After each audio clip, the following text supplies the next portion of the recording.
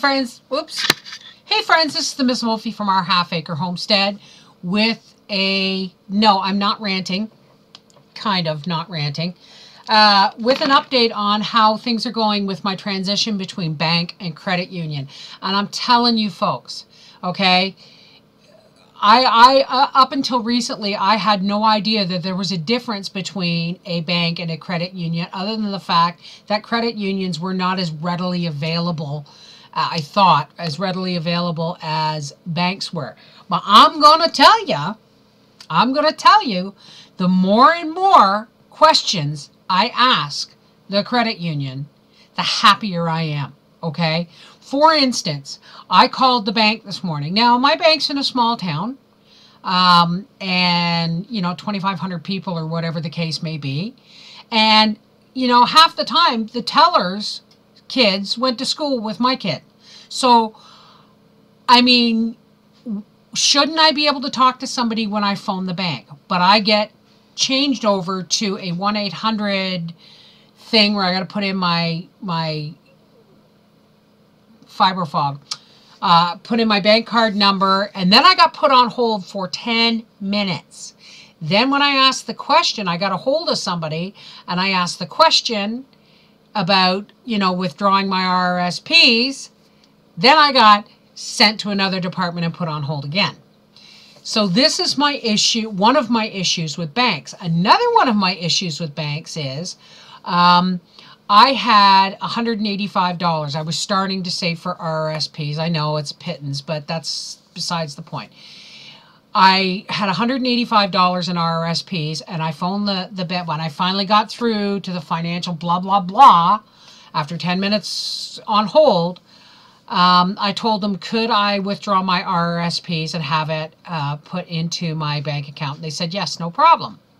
So they charged me a $50 fee to do that, and 27%. So they took 27% of the $185. I believe it was 27% of the $185, and then tacked on a $50 bank fee. So out of my $185, I'm getting $101 and change back. Okay? So I phoned my credit union because we're still in transition and it's almost complete. But I phoned my credit union and I said, A, what about this whole people calling the police or hassling people if they withdraw more than $5,000? She said, no, we don't do that. The only thing we have to do is we do have to report to the government if you withdraw $10,000 or more, or if you move massively large sums of money. Anything over $10,000 has to be declared. And to me, that makes sense. You have to declare that if you're carrying that kind of cash across the border between Canada and US, you have to declare it. So that is that's a reasonable assumption on my part. But when I asked them about the $185 RRSPs, and if I had $185 in RRSPs with my credit union, what would it cost me to cash them out? You know what they told me? 10%. And I went, you mean that's it? You're not going to put a fee on top of that or anything? They said no. I said, so if I had $185 in RRSPs. Now, mind you, the percentage goes up with the amount of money.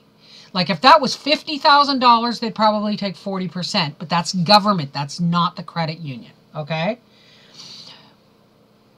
But if I wanted to cash out my $185 of RRSPs while I was at the credit union, it would cost me $18.95,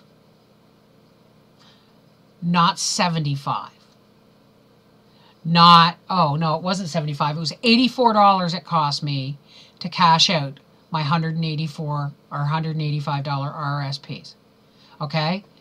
Not only did they charge a higher percentage than the credit union said they would, okay, but they also charged me a $50 pop on top of that.